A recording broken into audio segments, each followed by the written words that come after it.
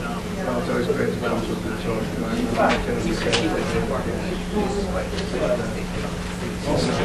Success has many failures, and often success has many failures. Well, good afternoon, ladies and gentlemen. I want to welcome you all to the Woodrow Wilson Center. My name is Jeff DeBelko, and I'm very pleased this afternoon to be able to host this program entitled Seeking Peace and Saving Asia's Forest Conflict in Asia, which is really, in many ways, the culmination of a number of years of work done by U.S. Agency for International Development and in collaboration with ARD, a consultant contractor. We're very pleased to have both Mary Melnyk and Jim Schwedhelm, the two real drivers behind this effort today, to talk to us about this incredibly important topic. Let me just say a word about where we're sitting and a little bit of the context as background, although I see a number of kind of friends of the program here, so this will be old hat to a few of you. But the Woodrow Wilson Center is, as you may know, the formal memorial to Woodrow Wilson. So we're a non-advocacy, nonpartisan forum to try to bring the worlds of research, policy analysis together with the practitioners and policymakers. And so really in many ways what we'll see today is some very on-the-ground community-based efforts, but with a lot of analytical rigor and thought gone into the process behind it. So in many ways trying to marry the best of analysis with the best of practices on the ground. The Environmental Change and Security Program is one of, I guess it's now 22 different programs we have here at the center, both regional and topical. We're a 12-year-old program, and really today's event is exactly what we're trying to do, bring some of the worlds of environment, development, conservation, health, population issues together with broader issues of foreign policy, security policy, and issues of conflict and cooperation. And so looking at forests and conflict in Asia is obviously trying to bring together some of these worlds that don't often come together, but unfortunately on the ground all too often come together. It's just perhaps here in Washington our stovepipes don't necessarily allow us to talk across bureaucracies or even across offices very easily. As I should mention, in many cases, this program and many of the activities of the Environmental Change and Security Program are made possible with the support from USAID, although not the particular office that we're talking about today, but the Office of Population and Reproductive Health, which, too, in this spirit, likes to understand their issues in the broader context of all these issues taken together. So we appreciate their long-time support. Let me say just a word or two about Mary and Jim, although we had a chance to pick up their bios, and so I won't read all about their backgrounds. But as you know, Mary is Senior Advisor for Natural Resource Management in the Asia and Near East Bureau at AID, where a career working in both Latin America and Asia, particularly in community-based conservation and development, and particularly these issues around forests and conflict, and as I said, a real driver of the effort the agency has put forward on these issues in the last few years. And then Jim, I think it's fair to say, has been her partner in crime in this effort, working from ARD, but spending a lot of time in the region as well. Somebody who has really focused on these issues in multiple formats, but really getting out and in the field, and well, is fortunate to be based in Vermont, in Burlington, where ARD is based, not here in DC, but spending a lot of time in the field really grappling with these issues and making a difference. I should also say we're very pleased here at the Wilson Center to be in a new stage of collaboration with ARD for future projects, and so we're really pleased to be working with Jim and his colleagues, some of whom are able to be here today. So it's a thrill for us to be able to do that. I'm going to turn the floor over to Mary to say a few words, introduce Jim, who will have a presentation, and we'll have some more a presentation of the work that they've been doing, and then also a short video, and then back for Q&A. So we really have the whole gamut of experience here, and we're looking forward to it. Let me just say one word. When it does come to Q&A, we ask that you use a microphone, tell us who you are and where you're coming from, and we ask you use the mic because we are webcasting this program live, and then we'll have the video archived, and we'll encourage you to come back and to even better direct other colleagues to the Wilson Center website, where you can access the slides from today's presentation, a summary of the meeting, and the video itself. So we hope you will be able to share today's insights beyond just this room and beyond just the live web viewing audience. So Mary, please, the floor is yours.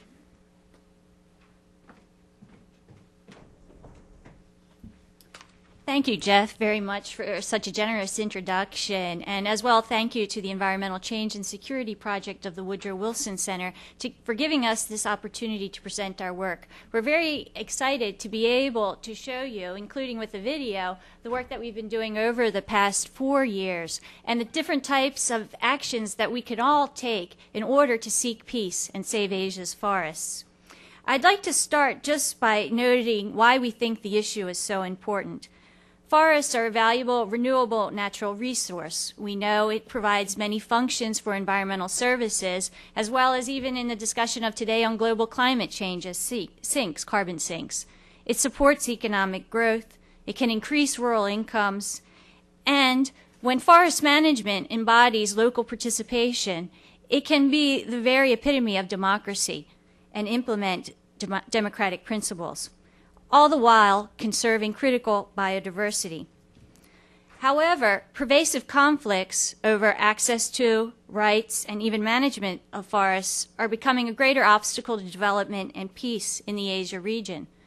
If current trends continue, we will lose the last remaining areas of biodiversity in Asia, with negative impacts upon the rural poor, particularly indigenous peoples who depend more greatly on forest resources for their lives. Without a form of livelihood, discontent at the loss of forests can be one of the triggers to local instability, eventually leading to national instability.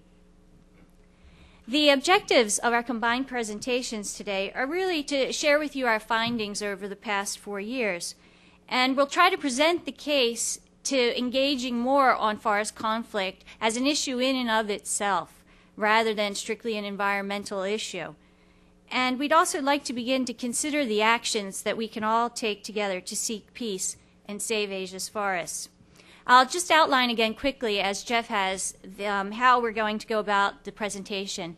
Jim will speak next, giving you the overview, and then I'll provide the introduction to our 10-minute video and wrap up with talking about some actions, and there'll be plenty of time for questions afterwards. So thank you very much for coming and taking the time. Jim?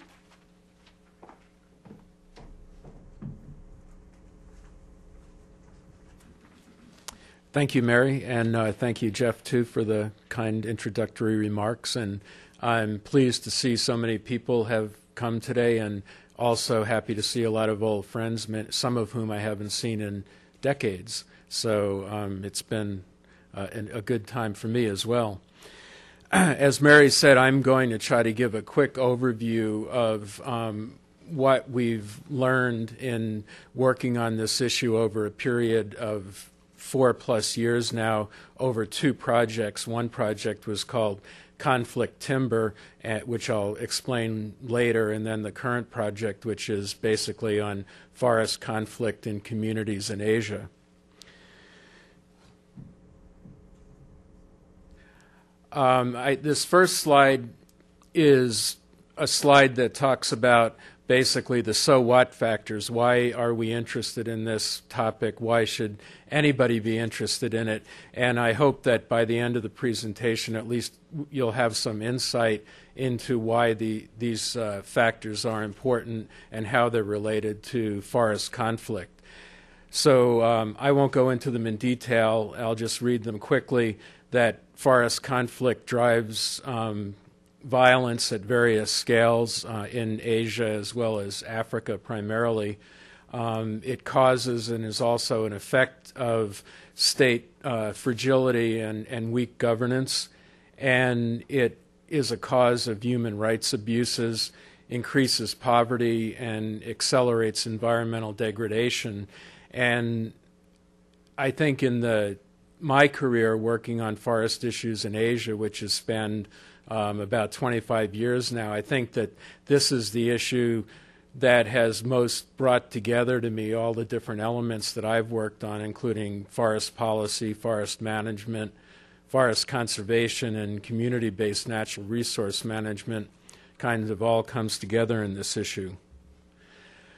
The topics that I'm going to cover now are basically what are the types of forest conflict, how big is the problem, how many people are affected by it, what are its causes, what are the effects of forest conflict, what has USAID done to work on the issue, and what can be done in the future. And Mary will actually address that as well in her closing remarks. So the two broad categories of forest conflict that were identified in the first round of this project in the conflict timber was that timber provides a source of revenue to people who are involved in warfare. So either one side or the other side sells timber to get money to buy arms or to keep their troops in the field. And two examples of that are Burma, it's still an ongoing situation there, and Cambodia in the early 1990s when both sides, the Cambodian government and the Khmer Rouge, were harvesting timber in order to fund their operations. And then secondly, as an object of competition, when two or more groups want to use the same piece of forest for mutually exclusive purposes, and then you get a conflict over it. And that can happen in what are commonly thought of as forest-rich countries, such as Indonesia, where there's a large forest resource, or they can happen in a forest-poor country, such as Nepal, and you just get a different group involved in the struggle over the forest. In terms of who is involved in forest conflict, almost always the communities that live in the forest are somehow involved or victimized by it, or sometimes are even complicit. And then there are a variety of other actors, including government officials, security forces, illegal loggers, legal loggers, people from the next country coming in. So it's quite site-specific. You can't really make generalizations. Secondly, in terms of what the conflict is over, it can run the gamut from timber, which is the most commonly known source of conflict, but forest land itself, the land that's under the forest, is becoming increasingly valuable and is driving conflict, as well as in some cases non-timber forest products that we wouldn't normally think of as being a source of conflict. But for instance, in Nepal during the insurgency there were some NTFPs that were collected by the local people and taxed by the Maoists to provide funding for their army. How valuable is the resource? Well, in some cases we're talking about billions of dollars worth of timber in a country such as Indonesia that has kind of gone through the system over the years, and that money has been siphoned off for various purposes.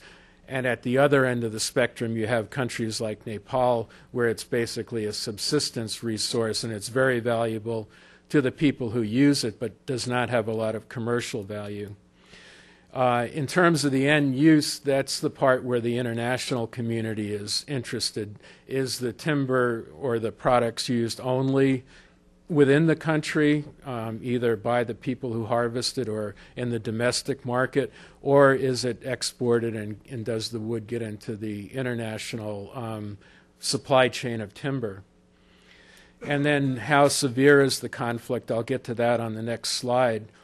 And then a really important question in this whole issue is the question of legality versus justice, or legality versus fairness, because there's been a lot of discussion about legality in the forest and how the laws are enforced and so forth, but it's really important to go beyond that to look at what is really just in terms of the various people who have claims on the forest, and oftentimes the laws are not set up to be able to do that.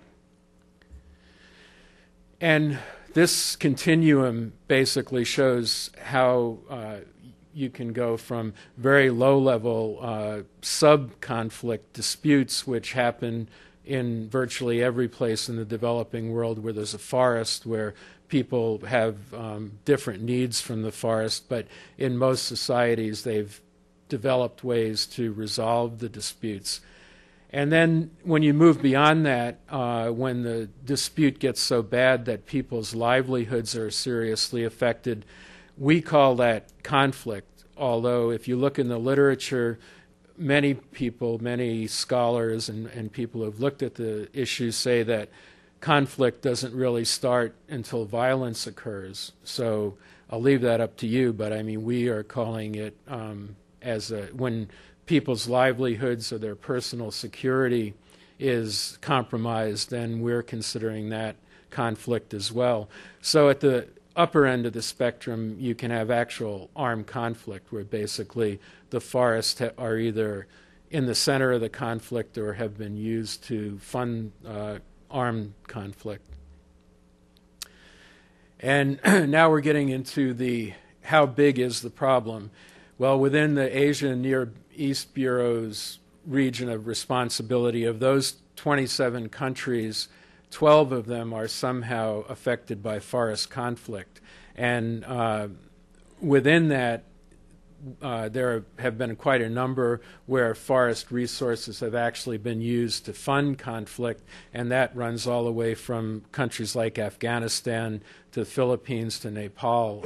It's quite a spectrum. It's hard to characterize a single type of country. Secondly, there's also the situation where security forces in the country, even in the absence of armed conflict, have used forest resources to fund their operations. And the example that's most widely known in that regard is Indonesia, where that has been a practice over many years. And finally, even in countries like India and Pakistan, there are some instances of forest conflict going on there. In terms of why the U.S. consumer or the U.S. policymaker should be concerned about this issue, all that we have to do is look at the wood materials that we're getting into the United States these days. And in 2004, $9 billion worth of wood products were imported from Asia into the United States, the majority of which came through China.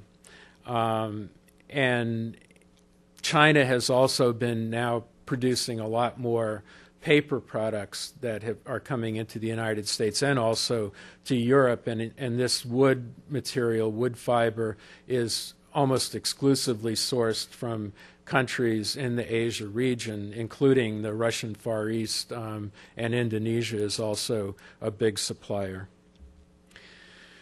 We tried to get a handle at the ground level on how many people are actually affected by forest conflict. And under the previous project, one of the ways that was done was to do a survey of newspapers in Indonesia, of 6 regional newspapers, over a period of 12 months, and have someone clip every article that had anything to do with forest conflict. And so over that 12-month period, 845 articles appeared. And that was even with the knowledge that, we had found out on the ground that in some cases timber companies, logging companies, were paying journalists not to cover these kind of stories.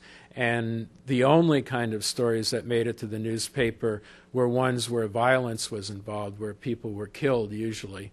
So I think we can assume that this is actually an underreporting of what was happening. And then under the current project, we tried to dig a little bit deeper into it and use some of the scientific tools to try to get a better handle on how many people in Indonesia have been affected by forest conflict. And so we used some data on deforestation, some remote sensing and GIS data that was provided to us by WRI, and compared that with population data over a similar period of time in the last decade of the last century, the 1990s, and we looked at the forest-rich provinces in the country, which are on the islands of Sumatra, Kalimantan, Maluku, and Papua, altogether 14 provinces. And so what we did was we compared population to the areas that were actually deforested. And when we did that, we got a low value of 2.5 million people having been affected. And then we did concentric buffers around the deforested area, a 1 kilometer buffer, 2 kilometer buffer, and 3 kilometer buffer. And if you do a 3 kilometer buffer, which is not unreasonable given the fact that people go great distances to get forest products, that we came up with a much larger number. Then the number was 22 million people, which was 40% of the population of those provinces and a total of 10% of the population of the whole country. In Cambodia, we didn't have access to the same kind of deforestation data, but we did try to get some insight using data that we could use. And so basically we used data that we had on forest dependency and also on where concessions were actually located. And so the upper bound number that we came up to was 1.7 million people, which is 15% of the population of Cambodia.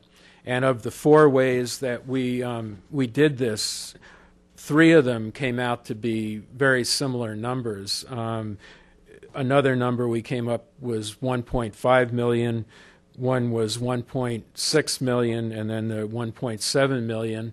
And the other one was kind of an outlier, which was 550,000. So anyway, we know that a lot of people were affected, are affected. And we belatedly have, I guess, tried to place what we're doing into the broader literature on environmental conflict.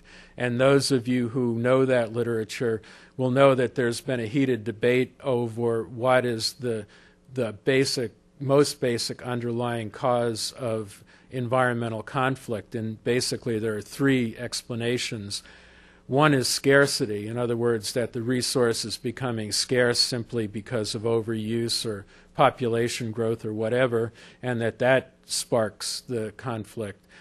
The second is that power relationships are what determine whether conflicts happen or not, whether the people, the various groups that want to use the forest, what sort of power they have in the political sphere. And then that also is set within the context of that country's politics and society and their history. And then the final one is just opportunity, when people who are driven for some other reason, whether it's through greed or grievance, are taking advantage of the fact that there's a vacuum in governance, basically, and going in and creating conflict. And I should say that, we didn't go in even with any knowledge of this when we started. It was purely, all of the assessments that we did were purely empirical. But I think that all 3 of these have some explanatory value, but I would say that the second one, the power relationships and context, probably was had most value, I think, in if you look at the findings we came up with. And if you look at the really big picture of forest conflict, it's actually part of a larger process of what we would call forest transformation, and probably other people have called it that as well. Basically, where you start with forests that are under communal management and under communal control, and then they've been appropriated by the state legally, and then after state appropriation occurs, then you move from a situation of community management of the forest to basically open access in most situations, or that timber concessions are given out and that there's essentially a shift in ownership to private individuals. And then the final part of that transformation is when the land is, or the forest is completely cleared and transformed into plantations. And as you move along that continuum, you generally get higher levels of conflict as well as greater environmental impact. The macro causes of conflict that we found are either that you've got an ongoing armed conflict and that's causing it in one of the ways that I've discussed already, or that you're in a post-conflict situation or a fragile state situation where the government simply does not have the will or the ability to control what goes on in the forest. And then in countries where there is reasonably good governance, sometimes the forest governance is very poor, and so that creates a cause for conflict. And then unaccountable security forces, when the military or the police aren't fully accountable to civilian government and or are responsible for raising some of their own budget, that creates a situation that's is ripe for forest conflict. And then finally, poorly conceived economic development, where the government is just sort of blindly going ahead looking at one value of economic development. In other words, let's cut the forest very quickly, get the revenue, and then move on to something else without taking into account all the other uses and values that the forests have. Direct causes, timber plantations are a big one, and that in a lot of countries like Indonesia and Cambodia, a lot of the plantations or the natural forest that's easily accessible has been logged out, and so you're moving more into a scenario now where the forests are being cleared and plantations are being planted, whether it's oil palm or some other tropical crop.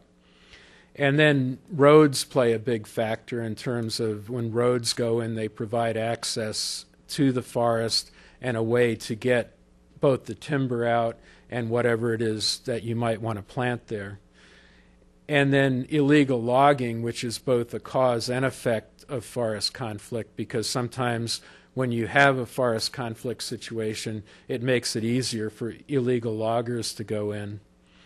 And then when you've got a situation where either forest management or enforcement are weak, and a combination of the things above creates a situation where migrants can move into the forest. In other words, people who come from other parts of the country and are seeking land and are either landless or land poor wherever they came from. And then in terms of elite capture, that usually happens within forest communities where you'll have people who have more wealth or power than other people in the community and have actually captured the ability to access the resources. And that is a common problem in Nepal, for instance, which is one of the countries that we looked at. And that also is based on the social hierarchy in the country, not just only on wealth. And then finally, biodiversity conservation, which is counterintuitive for some people, but if you look at the situation on the ground, and one particular situation that we were asked to look at in Cambodia, for instance, where protecting forest, which is a good thing on one hand, oftentimes creates conflict with the people who live in that forest because their access rights to the forest resources have been so restricted without giving them any means to negotiate what that right should be. So I guess these are important takeaway points that we would like people to take from this discussion today. And that one is that forest conflict is an important issue in its own right, because if you read the literature, it often seems to fall in the cracks between the people who are talking about forest management issues and the people who are talking about conflict issues, and that each of them kind of look upon it as sort of an outlier issue. And so we think that it really merits its own treatment as an issue in its own right. And then in terms of managing forest conflict is an important part of the whole process of economic development, environmental conservation, and good governance, and I'll get into that in a bit more detail here. So in terms of the actual human effects that forest conflict has, we in our work, we did assessments under the current project in 3 different countries, in Cambodia, Sri Lanka, and Nepal, where we went out to the country and spent 3 months and went out to the field, talked to people who were affected by conflict and so forth, as well as talked to people who have a lot of experience in that area.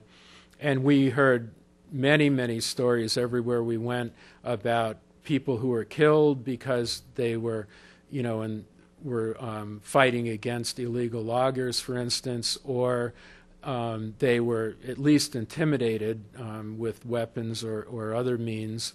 And in a situation like Nepal, where there was an ongoing civil war, oftentimes innocent people would actually be killed just for being in the forest because they would be mistaken for a rebel.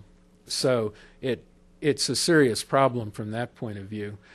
And then secondly, displacement, that as that forest transformation process proceeds, invariably at some point in the process, the people are kicked off the land, and usually it happens at the point where the forest has been completely cleared and it gets turned into a plantation. And so for those people, oftentimes that access to the resource was the only real thing that they had in the world, and so that's kind of taken away from them. And so you have this loss of livelihood and potential impoverishment of the people who lived in the forest. And it's also a transfer of wealth, really, in that the people who lived in the forest had wealth based on their access to the forest resource, even though it may not have been a lot of money. But then when they basically lost that access, it went over to people who were much wealthier than they were. So, and then a second, or the final points there are that those people often suffer political and social marginalization in the process of this forest conflict and the transformation process, and that their human rights are often violated, both in terms of violating their security, their personal security, and violating their right to have their livelihood, which are both recognized internationally as part of human rights. In terms of governance, I'll go through this quickly because I think this kind of falls out from what I've said already, that these things that go on as part of the process of forest conflict weaken the legitimacy of governments, because people see that normally there's either some complicity of the government in the conflict, or the government is at least just sort of standing by and letting it happen. Secondly, it fuels corruption, because when you have illegal harvesting of timber, it usually goes hand in hand with forest conflict. And when you have illegal harvesting, it's almost always done with complicity of government officials, which fuels corruption. And not just government officials, but also security forces. Drives violence, as we've talked about before. It contributes to wasting forest resources in that they're not sustainably managed, and as a result, the government gets less revenues from the forest resource.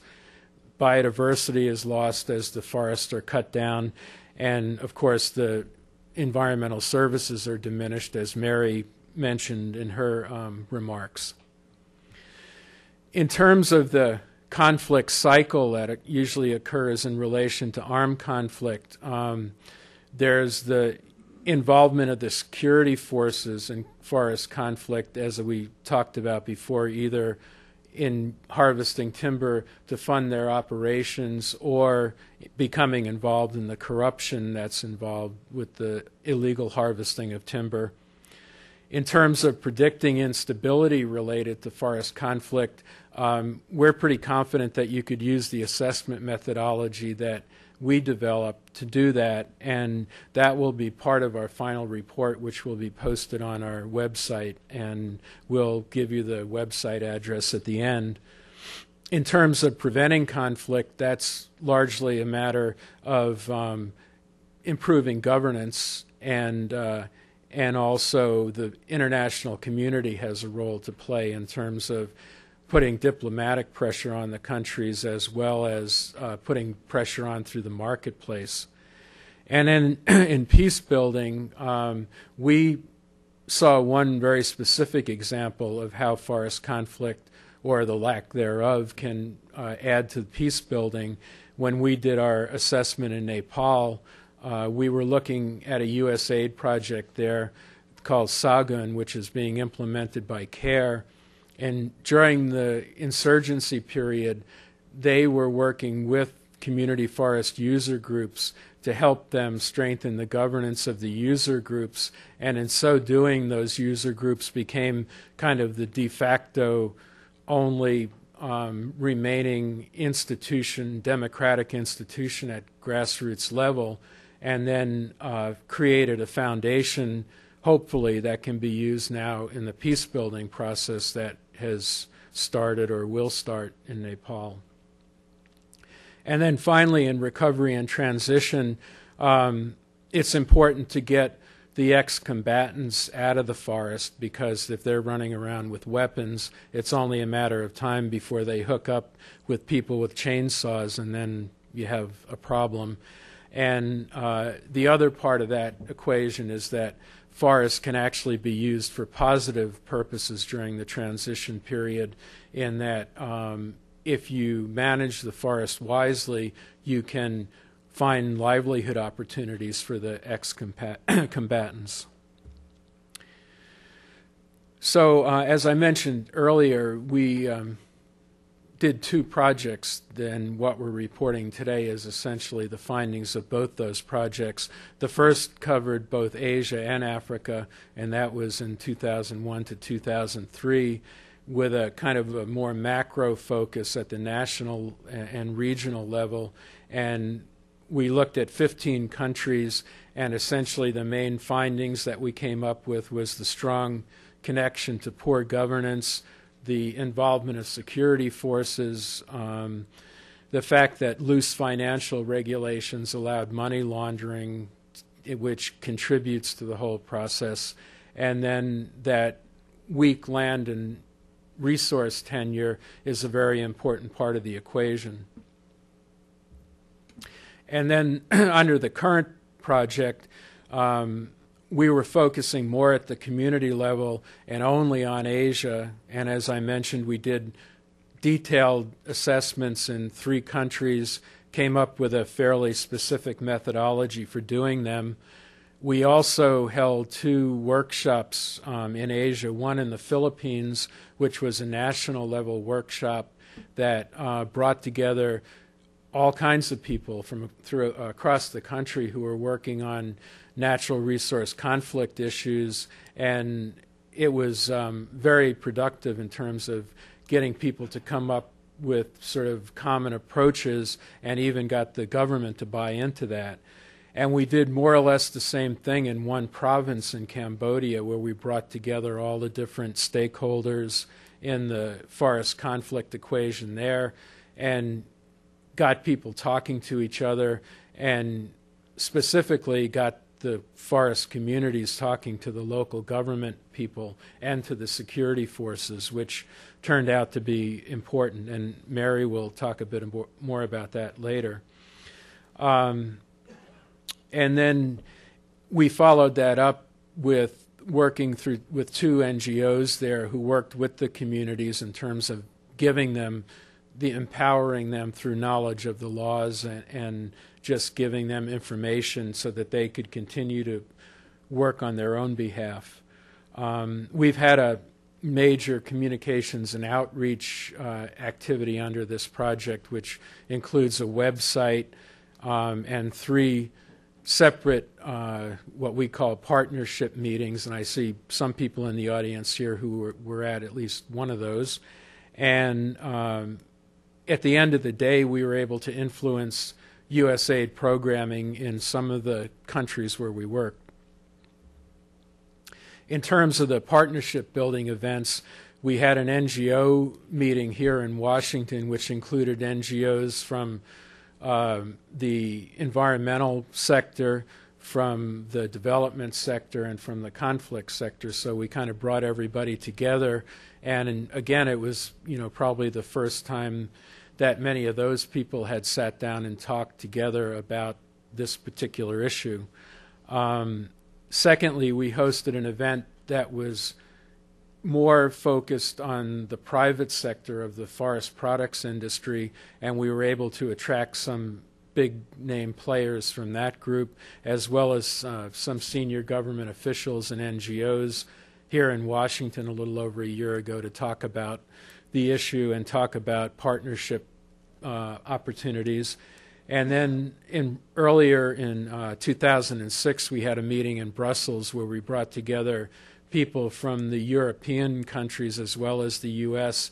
and people from the countries that are affected by forest conflict to talk at the diplomatic level and among the development community and the defense community about what people could do to counter forest conflict. So these are the last slides now. The actions that we came up with in brief are that the legal framework for forest management needs to be worked on in most countries because it's either not adequate or outdated.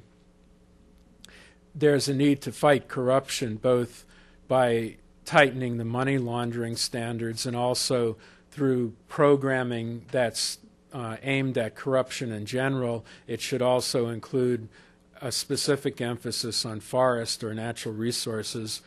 In terms of upholding human rights, I think that's something that probably the NGO community should be involved in, or probably already is involved in. Controlling the military through security sector reform is again something that's on people's agenda, but the specific aspect related to forest conflict should also be recognized. In terms of rationalizing the decentralization process, that is considered oftentimes to be a good in and of itself, and often, and in a lot of cases, it is for a variety of reasons. But if it's not done carefully with respect to natural resources, you can have serious problems, as occurred in Indonesia when it was done too quickly and without prior planning, and it created not only more conflict but also more rapid destruction of the forest. Promoting participatory resource allocation and management, again, this just means getting everybody to the table when you talk about what you're going to do with the forest, and that includes the people who live in them. And finally, the whole issue of land tenure and property rights is extremely important, and I would put that very high on the list. Even though we've kind of got it at the bottom of the list here, I would move that up higher if I were prioritizing these. And then in terms of the communities themselves, again, it's a matter of educating them on what their rights actually are, because many of them don't know, helping them to talk to the people in government and the private sector, because, again, many of them are too intimidated to do that, and work with them to get them to learn conflict management tools so that they can peacefully confront the people who are causing the conflict. And then finally, using the market as a tool, and this has already been started. It's much more advanced in Europe, as many of you know, that through the EU and individual countries in Europe have already put into place standards for which that tropical timber has to pass before it's allowed to come into either that country or the EU in general. And one of the criterion is in terms of the conflict, whether it's come from a conflict situation. And then adopting systems to ensure legality, and again, I would say legality in the broad sense rather than the narrow sense of, just the letter of the law. Instead, I would say it has to be the letter of the law plus justice. And then finally, encouraging countries to look at the full value of their forests, not just only look at the value of knocking down the timber and replanting it with plantations, because that automatically gives policymakers a different perspective on how they should be managing the forest. So thank you very much for your attention. And Mary will come up now to talk about our video.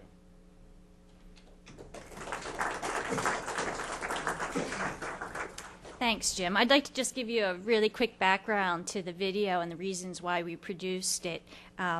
First of all, when we were beginning to do the assessments and we did some field actions, and even our offices overseas in their environmental activities were taking actions to resolve conflict, we found that it just wasn't enough given the pervasiveness and the magnitude of the problem. So what we wanted to do was to engage more people on the issue, and we thought the best way to do that would be to provide visual images of the situation itself, as well as allowing the people, the forest users, the villagers, to speak for themselves. So that's our overall objective of the video. What it will show are some of the problems and the cases of forest conflict that Jim spoke to. There are 3 cases in the film. 1, illegal logging; 2, illegal plantation expansion; and 3, the conflict between migrants and the existing residents in the area. And we also finish up the film with showing some of the activities that USAID is carrying out with partners to try to resolve these conflicts. Now, that's the goals and objectives of this video. But since we also have some people here involved in peace building and post-conflict situations, I just wanted to take 1 second to also draw your attention to the example that Cambodia provides in the conflict cycle at large. Cambodia was one of the first examples of conflict timber, with the Khmer Rouge trading timber for arms. And then we moved into the peace process in 1993. However, the peace process did not take into account people's rights to resources, and in the case of Cambodia, a very densely forested country, their rights to the forests.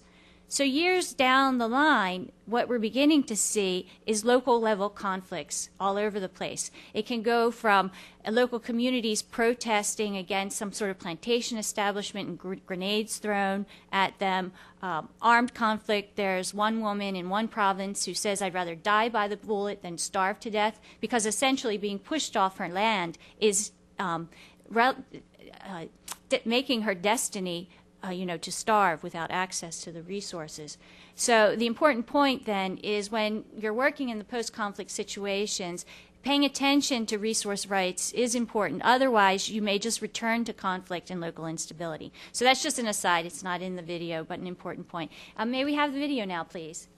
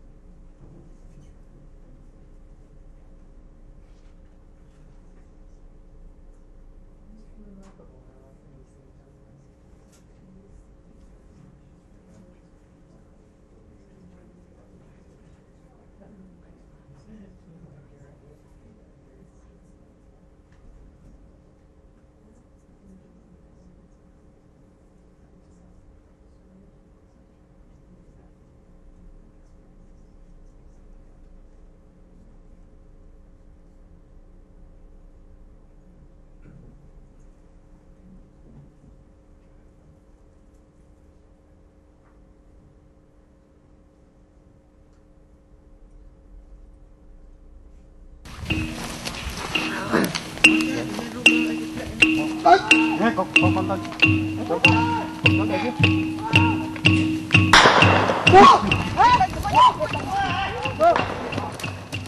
is Cambodia today, where in the darkness a new conflict has emerged. Not a return of the past killing fields, but rather a new unseen battle over resources and survival. These conflicts stem from a lack of governance, and this scene plays out across Asia.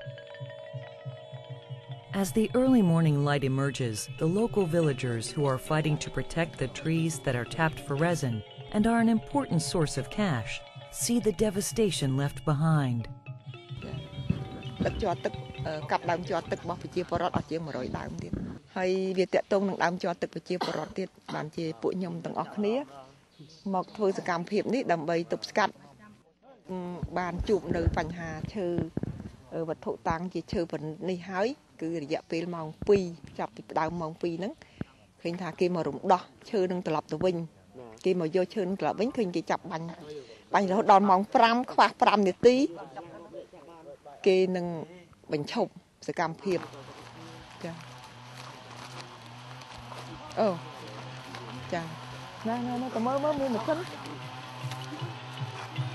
In eastern Cambodia, villagers working with police and soldiers are protecting the forest from illegal loggers. These loggers have no permits to cut, and in fact, the area has been designated by the Cambodian government as a wildlife sanctuary.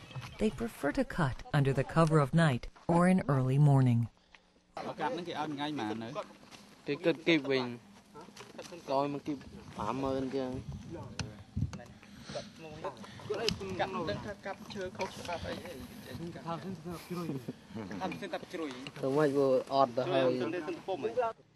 Lack of economic opportunities push many poor people to migrate to other parts of the country. They often feel they have no other alternative than to grab land or cut high-value timber that is often exported for a variety of cheap wood products and pulp for paper.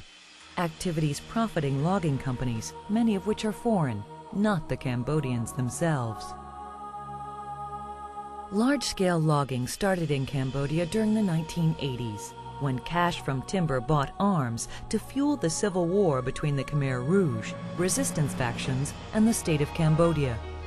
To date, around 45% of Cambodia's pristine tropical rainforest has succumbed to logging, much of which is illegal. Today, Cambodians are suffering the consequences: a decline in agricultural production, loss of wildlife and forest biodiversity, and increasing poverty for those who depend on forest resources for income and food. These impacts, particularly on the poor, are pervasive throughout Asia, where illegal logging takes place. Conflict over these resources is a result of ready access to wood-hungry regional markets in mainland Asia, and as a result of poor governance, mainly lack of enforcement of laws, lack of clear property rights, and corruption. A tree can be worth up to $400. Cash from illegal timber unofficially supports security forces and buys political favors. Intimidation, bribes, and violence are used to keep poor villagers out of the forests.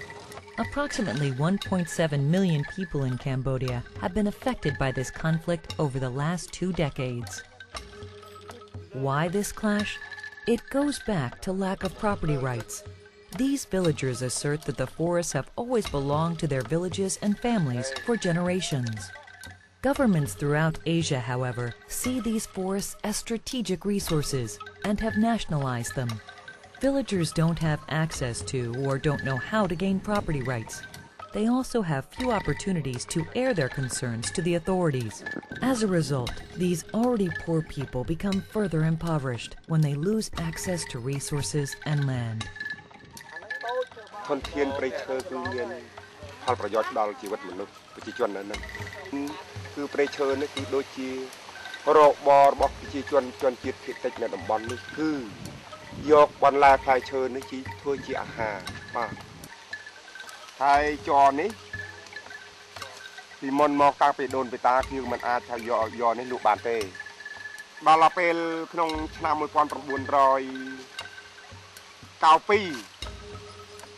Nâng cao muối cao pi cứ ai do cho ní cứ tam chuẩn kiệt thị ra để cái nòm tới Việt Nam គេយកទៅលក់អានេះគឺតម្លៃវាគឺ1គីឡូគឺ500រៀល This resin collecting is one of the highest income earners for village households, estimated at $28 a month, about 20% of their total income.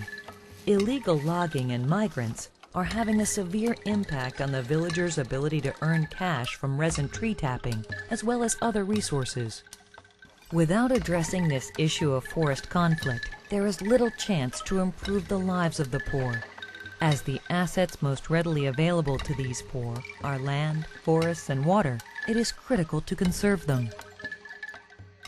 USAID, along with other international organizations, are working to resolve these conflicts by focusing on the elements of democracy, property rights, and good governance, as well as community empowerment.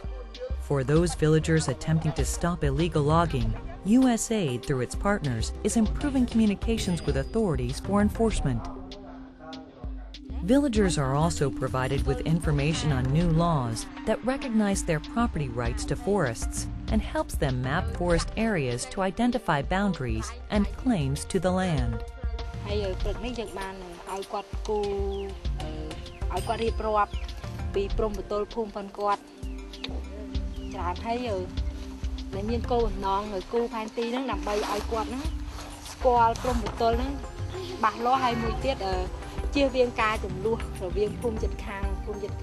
Iniគឺដែលក្រោយពីការបំភ្លឺណែនាំនេះគឺឲ្យយើងយល់ទាំងអស់គ្នាគឺសម្រាប់កំណត់នេះគឺយើងនឹងការតបស្កាត់មួយគឺឲ្យមានការប្រមូលផ្ដុំប្រជាធិបតេយ្យក្នុងសហគមន៍នេះឲ្យមានរឹងមាំអញ្ចឹងការណាដែលកើតឡើងគឺយើងជាប្រជាជនថតសុទ្ធសាធអញ្ចឹងយើងនឹងយកនយោបាយនេះគឺដើម្បីតែប្តឹងតុលាការបើសារអាណាធិបតេយ្យនេះច្បាប់ USAID's local partners are also working to resolve forest and land disputes between new migrants and existing residents by bringing them together with organizations and local officials to decide who has the right to the land and how to use the land.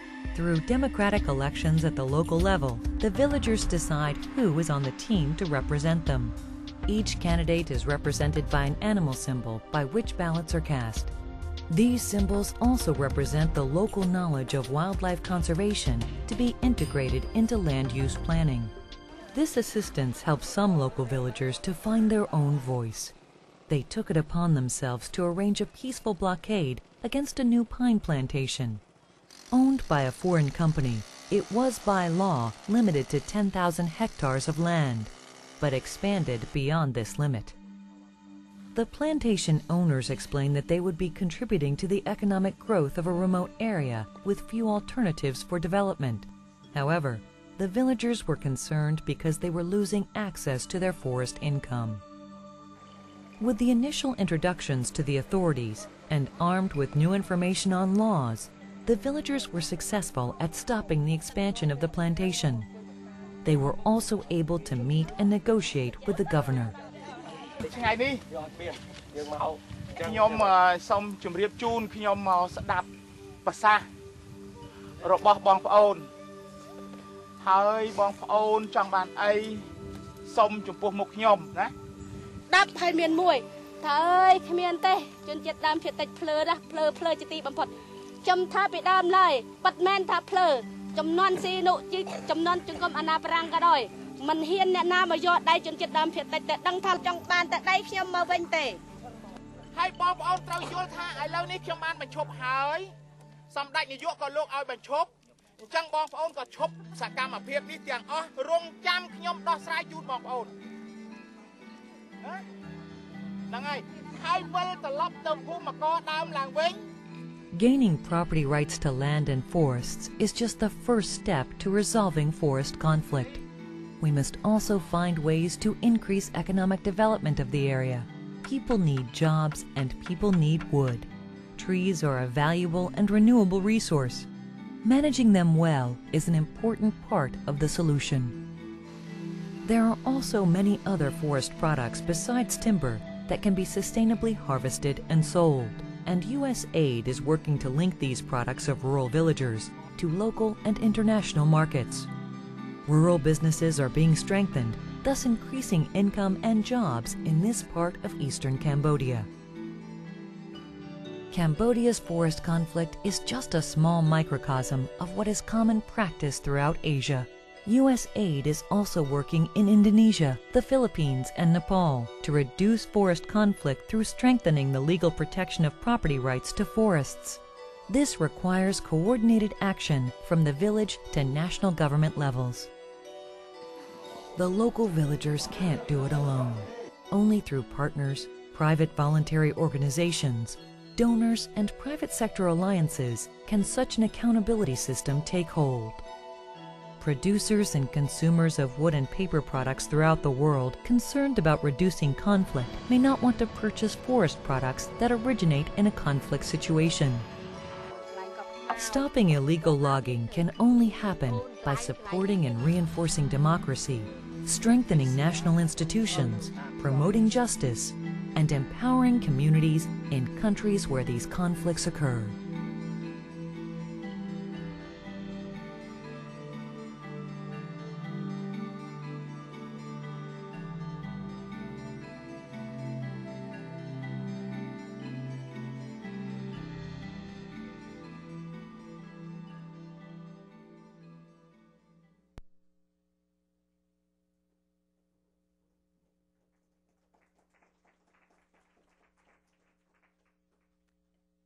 Thank you.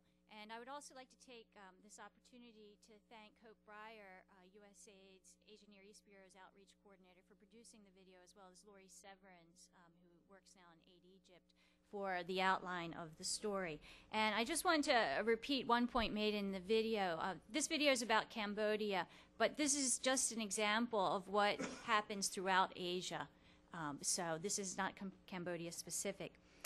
The video also speaks to the need for partnerships, and I would like to further elaborate a little bit on what Jim was talking about and the types of partnership building events we've carried out and some of their results. And while I describe some of our experiences and specific actions, please consider how some of them might be relevant in your own work to contribute to resolving forest conflict. Basically, it's a big problem and we can't do it alone.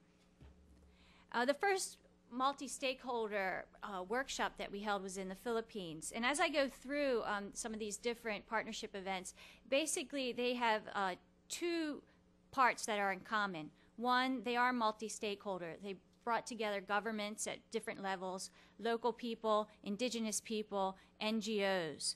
And secondly, they were meant to design specific actions that could be followed up with. So they were not just discussion forums, but they were actually tailored to become action planning forums. Now in the Philippines, I just wanted to point out the quote that the leader of the Farmer Federation noted, is that this was the first time people had talked about the problems that were most pressing to him in his village, in his farm, in his field, access to resource. And so he was very thankful to us for that.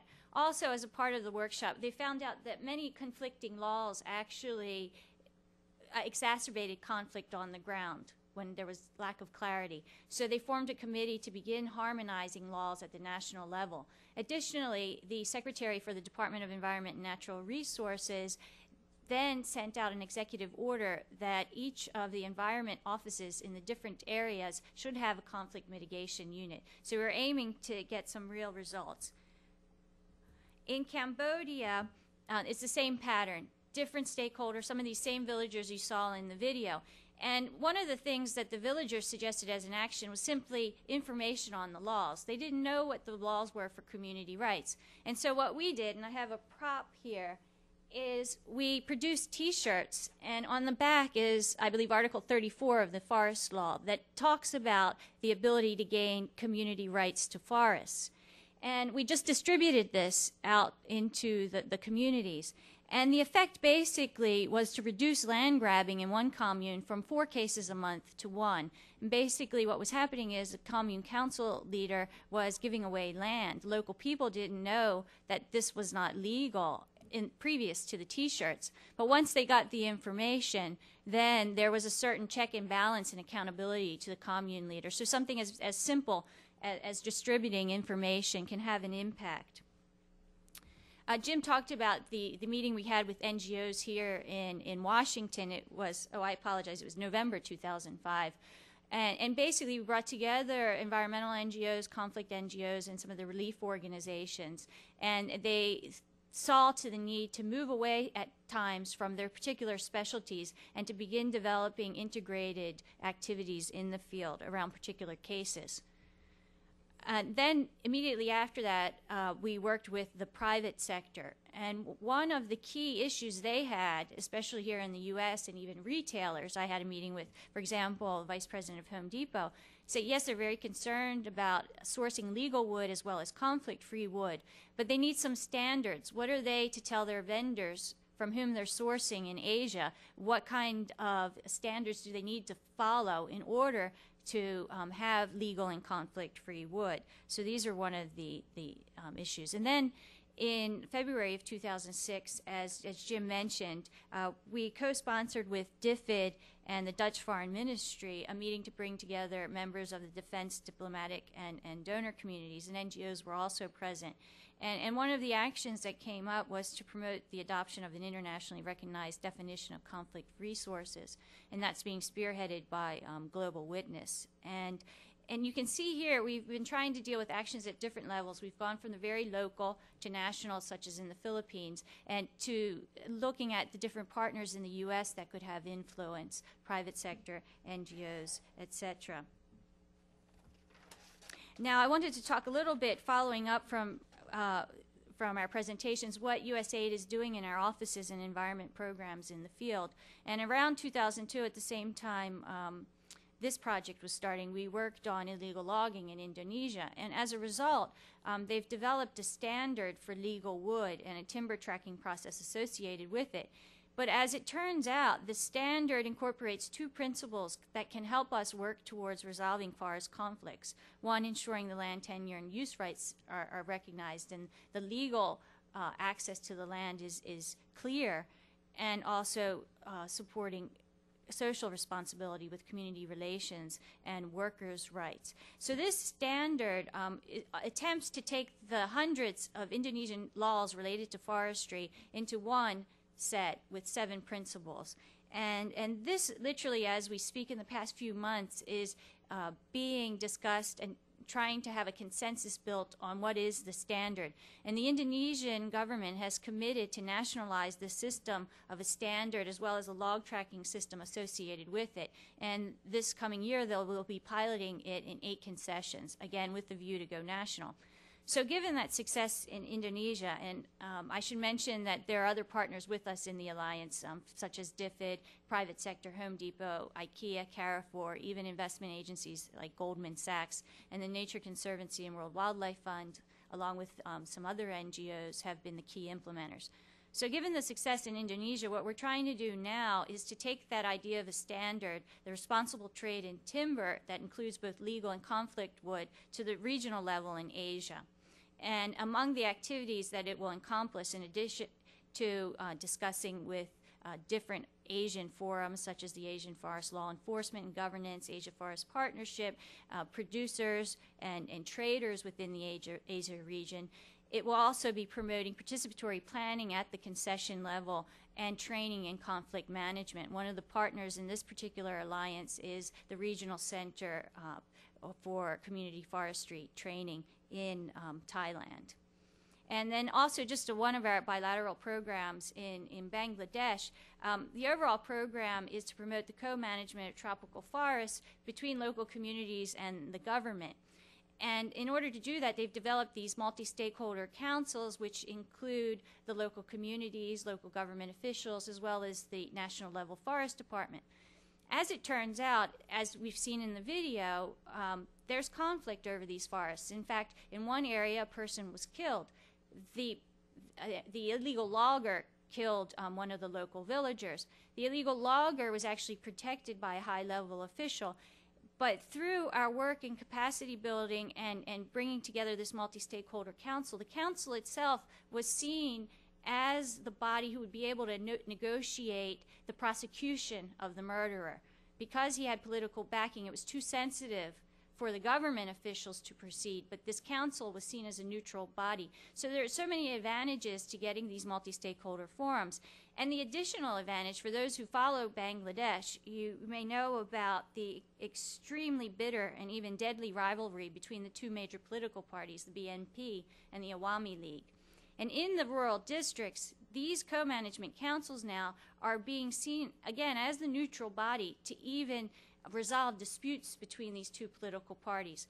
So working at the ground level on issues of democracy and resolving conflict can have really much larger implications for peace and stability in the countryside than strictly conserving forests. So in summary, basically, I hope that we've presented the case that forest conflict is an issue of severity and pervasiveness that in part needs to be dealt with as an issue in and of itself. Issues of timber trading for arms, such as the conflict timber, is much more attention-grabbing and headline-grabbing. But consider the everyday struggle, danger, and violence people in Asia receive just by trying to survive. Now is the time to act truly, because we are seeing increasing threats to the biodiversity and forests of Asia, and really the area has diminished to such a great extent that it's basically a situation of now or never for the conservation. And please consider how in your work you might have impact on this issue. For example, there are people here from universities. How can your research help move this issue along to provide better examples, perhaps, of ways to resolve this conflict? And then there are many NGOs here, obviously, who are in the field working on conservation and promoting economic growth, democracy, and peace, as well as perhaps there are some policymakers and decision makers here in the audience today that can actually put this issue on the table at staff meetings and discussions. With that, Jim and I would like to thank you very much for attending today, and for the Woodrow Wilson Center for hosting us and for continuing to allow us to raise this issue. Thank you.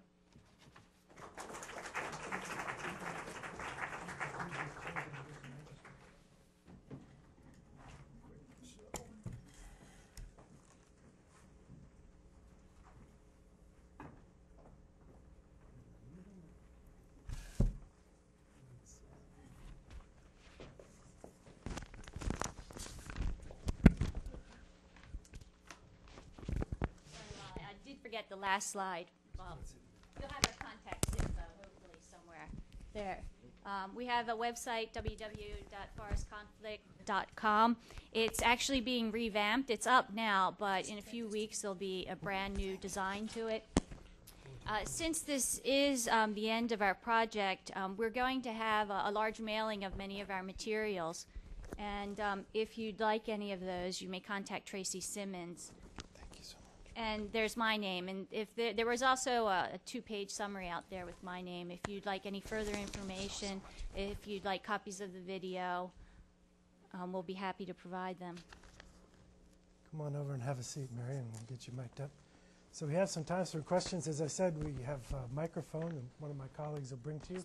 Who would like to kick us off? The gentleman over there, please. Yes, hi. My name is Nirmal Bhagavati. I'm a graduate student at the Sustainable Development and Conservation Biology program at University of Maryland. So this is more in the nature of a comment than a question specifically. This topic was of extreme interest to me because I'm from the state of Assam in northeastern India, which is both very conflict-ridden and relatively forest-rich. And in fact, I was there just a month ago, and I visited Manas National Park, which is at the border of Assam and Bhutan. This region was essentially off-limit to most people for a good decade. The Boro tribe who inhabit the area, they wanted greater autonomy. They felt they were not getting a good deal from the Assam government.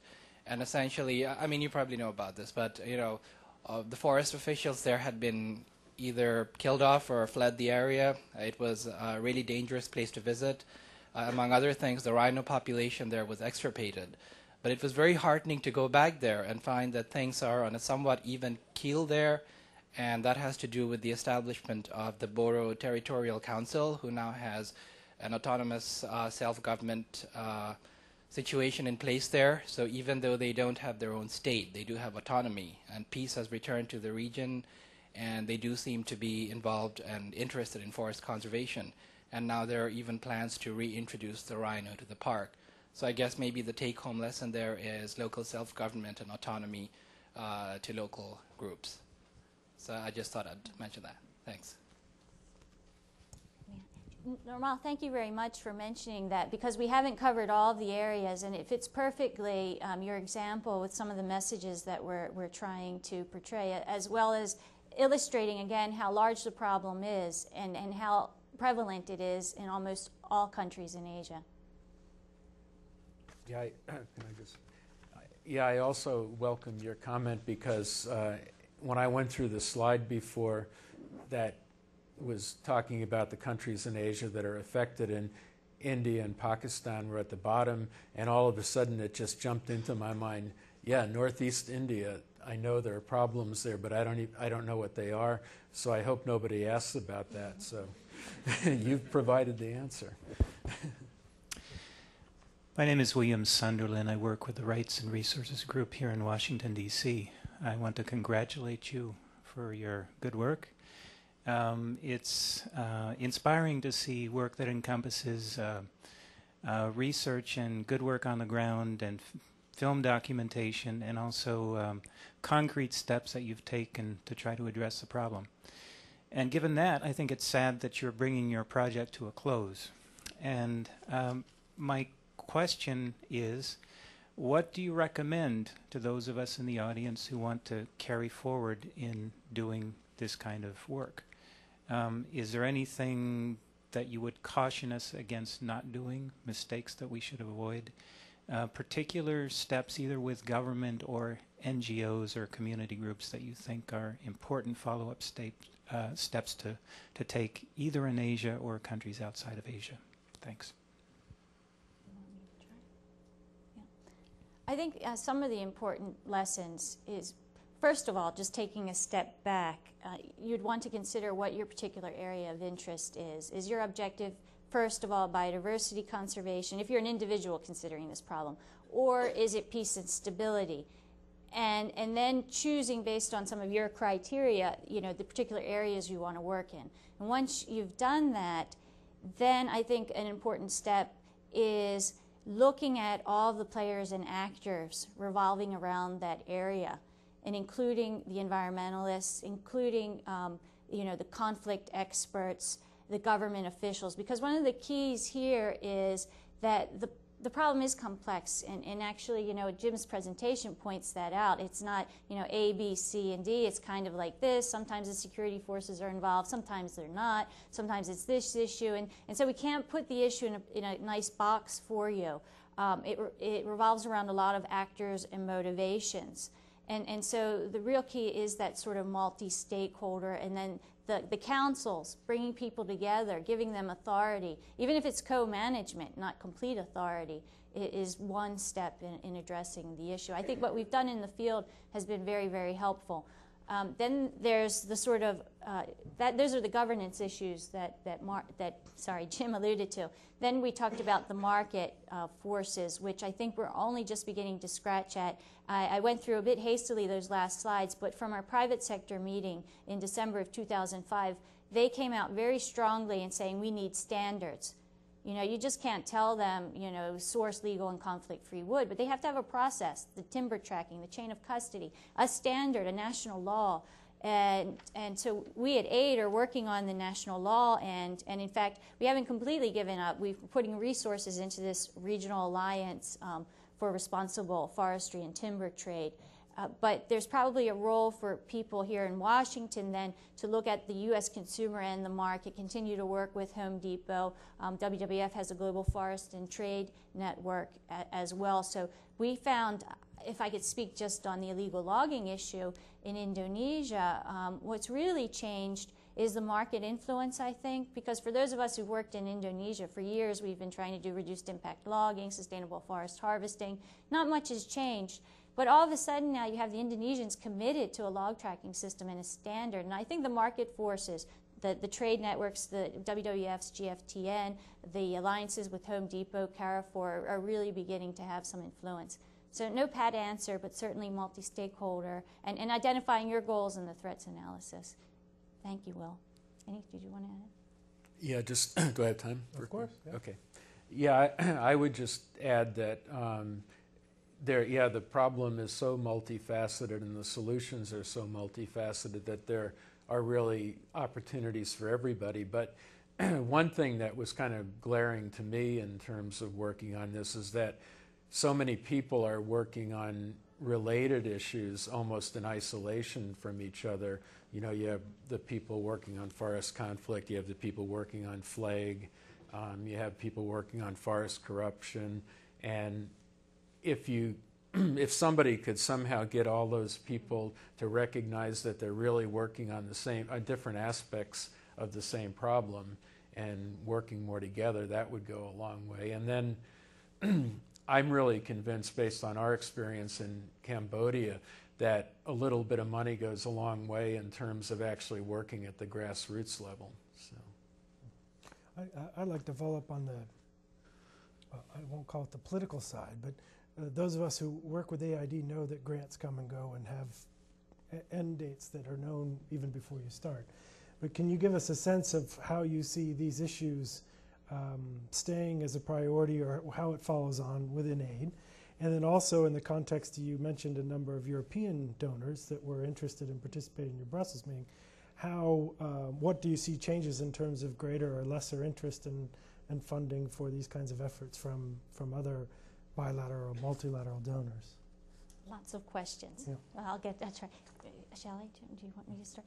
Well, when we began this project at USAID to get into the internal workings of the agency, there sometimes is funding available for us to explore new issues, especially trends that will have impact in our programs. So when I came on board in around 2001, when I went out to the field, I kept hearing about people getting killed. So we didn't quite know what was going on. We didn't have, forest conflict programs, our missions. We sort of were trying to get a handle on how bad is this problem and what can we do about it. And one of the reasons why we do that at AID is to begin mainstreaming. If there are critical issues, then we try to mainstream them within our programming. And so what has happened, we're at the point now where we are beginning to mainstream. For example, let's see, there are a few things I want to say. We're mainstreaming within existing programs. However, we don't have, as we did with this case, a separate forest conflict activity.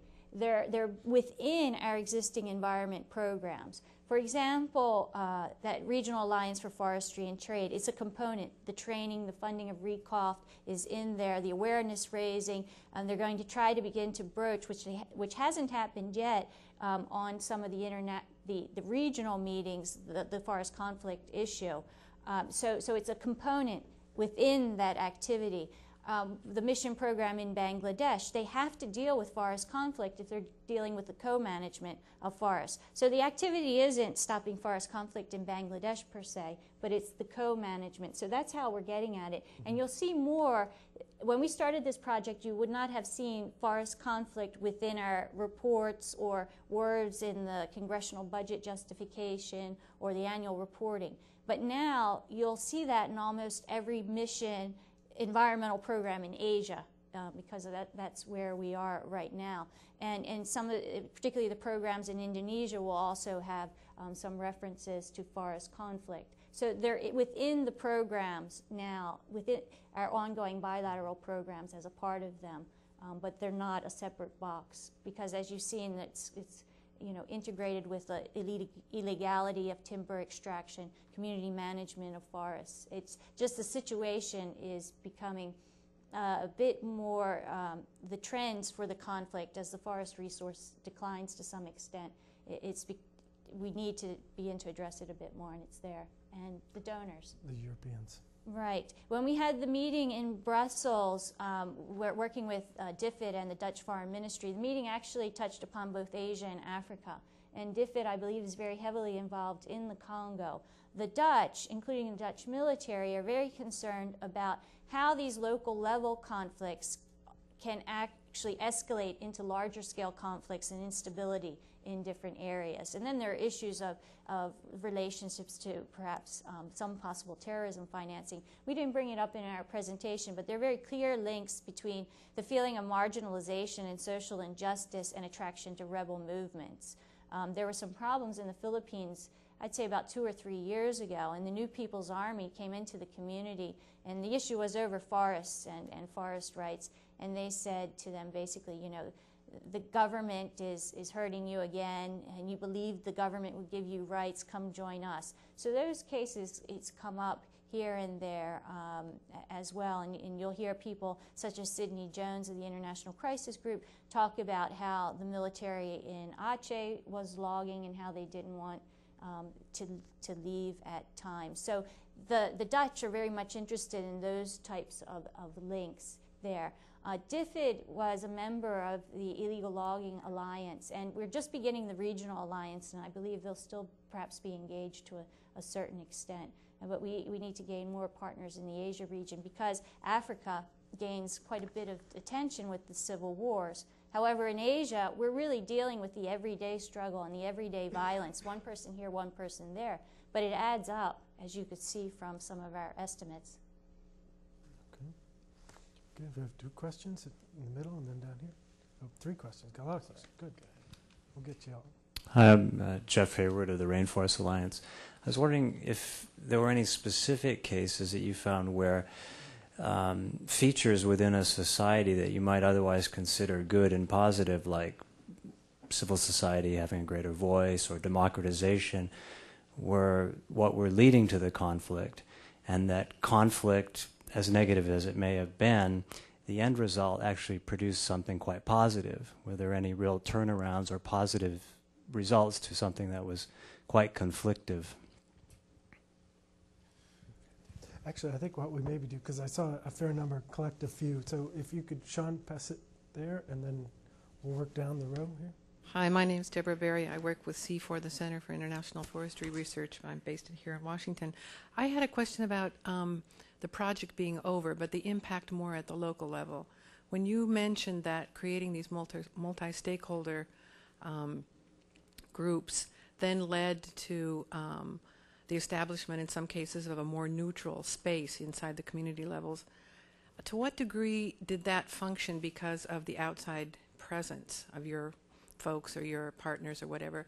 And when you left, does that leave folks locally vulnerable, or were these spaces and this sort of neutral capacity to resolve, does it keep going on its own? Okay. And Sean, why don't we pick up one more here? We'll do one round, then come back for some more. I'm Lila Buckley from the Global Environmental Institute. We're an NGO based in Beijing, and we have a project working in the timber industry, the timber sector in China, and its influence and impact on these issues in Southeast Asia.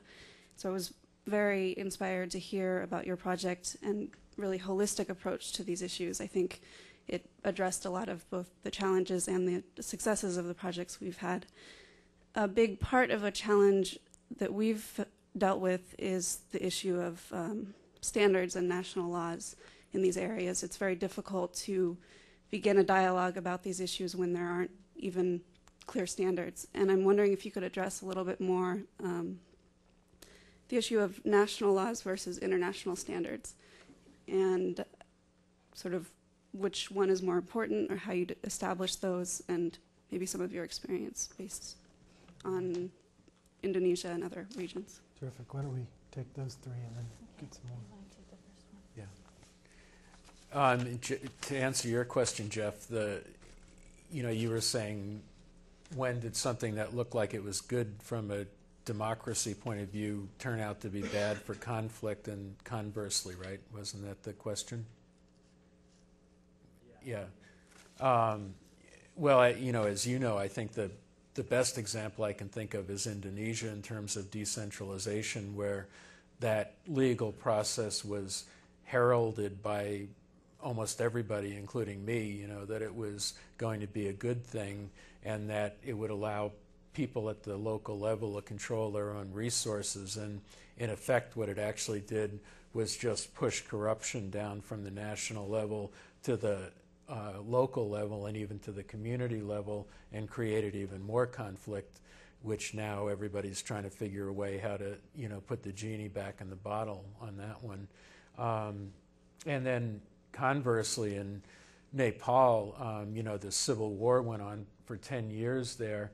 And, as I said in my presentation, the community forest user groups, not all of them, but a lot of them managed to continue working during that time period. And in some cases, it could even be said that they went much further than they could have had under the old system, because the government bureaucracy, the corrupt government bureaucracy, was sort of lifted, and they were allowed to do things that they couldn't have done before. And now they're in a stronger position to both manage the forest and deal with conflict issues. And I'll take the second question about leaving behind sufficient capacity to carry on. Our project is sort of the catalyst. Fortunately, we have larger programs to back us up at our field offices. But just to talk about our smaller program first, and then I'll give an example of the missions. We were working with those communities in Cambodia, and because we held that initial workshop and we brought together the villagers with the local government officials, there was a sort of relationship built. And obviously, I guess the government officials saw that there was U.S. government backing. And so that was our sort of small activity. But just that introduction and the beginning of the discussion had a longer lasting effect, because those members were also the same community that established the blockade against the pine plantation. And we were not involved in that. They did it in and of themselves. And the NGOs that I spoke to did not want to get involved in it because they wanted the communities to stand up for themselves, and they didn't want the communities to be accused of being puppets of the NGOs. So that was something that they themselves did. However, that introduction to the officials gave them access to that governor who came out. So there's sort of two things in play here. The one, they felt a sense of empowerment, a sense of knowledge of the laws, but also they had some introductions and access, because I was told by others in Cambodia that communities who had similar problems, who hadn't had the introductions, weren't given the same access. So there was some positive and lasting effect. Now, regarding how to maintain that once USAID leaves. The other example was Bangladesh, which is a part of our larger mission program in the co-management of forests. The objectives of that activity is actually to nationalize co-management and embed it in the policies of Bangladesh so that these councils will be legally recognized entities to continue. And they're also working into it the financing of those entities. So when we leave, there's still going to be this legal right and responsibility to these co-management groups, along with some financing that's being worked out. So in that case, we hope that these processes will continue in that. And so that's also usually worked into some of our projects on capacity building. Mm-hmm. How about the question about the interaction between international standards and national law? Did you want to take that? Yeah, I can take a crack at it in terms of, I've also thought that that's a really important problem, in that, unless you really get the Chinese government on board in Asia, then, you're just kind of working at the margins in a way in the actual countries on the ground. And the problem is that I really haven't been involved in that work that's gone on in China, whoever's talking to the government there, because they would have to first agree that it was even something that they were interested in, and you may know more about that than I do, whether they have or not. But once they made the commitment to follow some sort of internationally accepted standard, then I think then it would be easier to negotiate. Okay, well, what are those standards?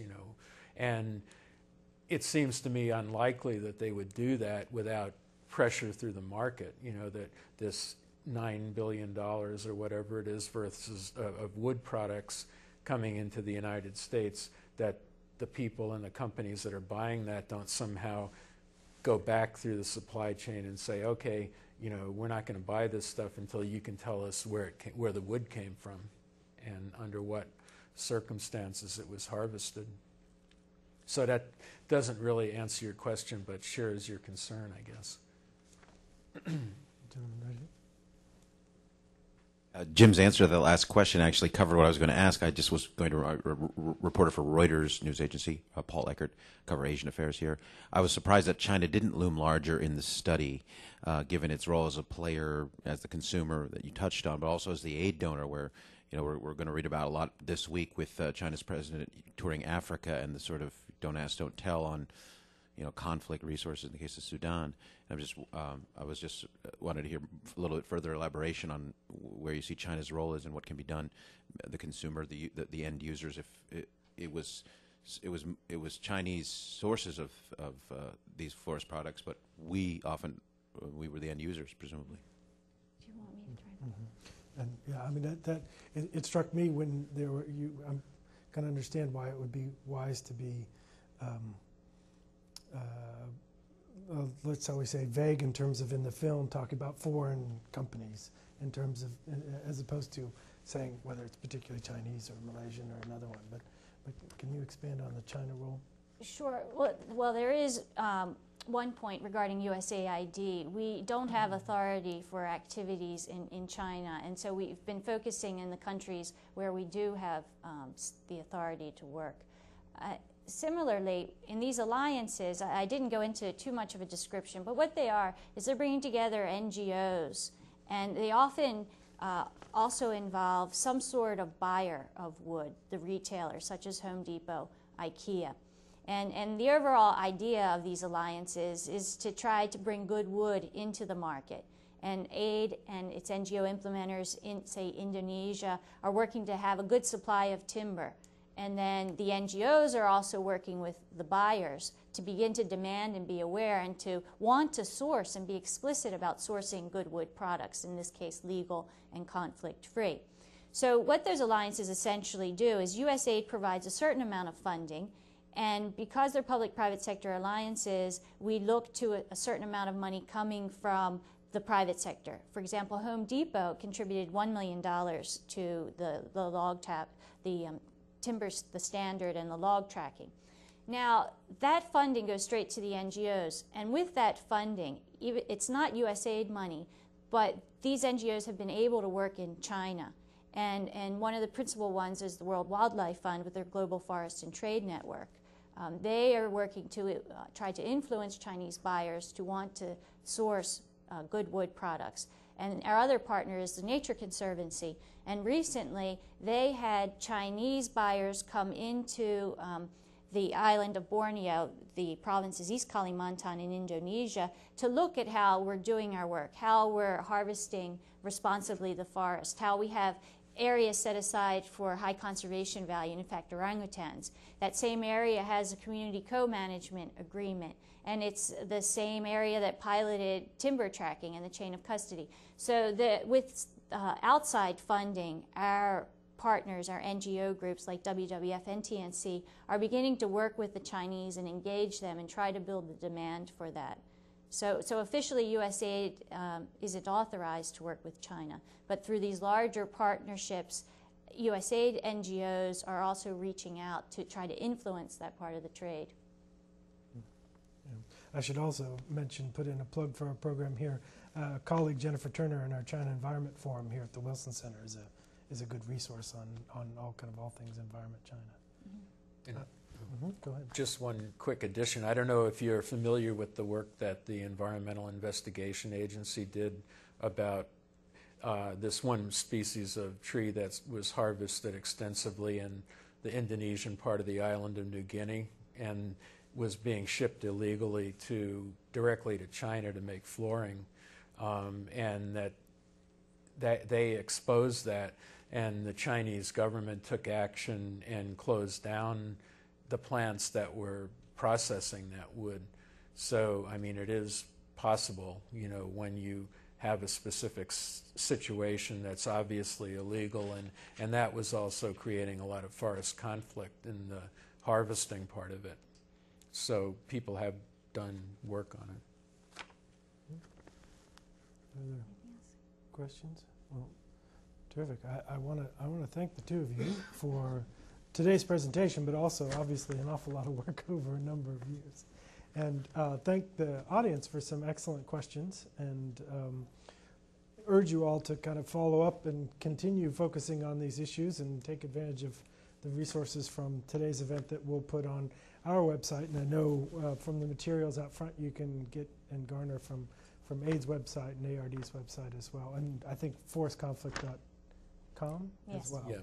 So a number of places where you can get this research and resources online. So join me in thanking Jim and Mary for today's session, please.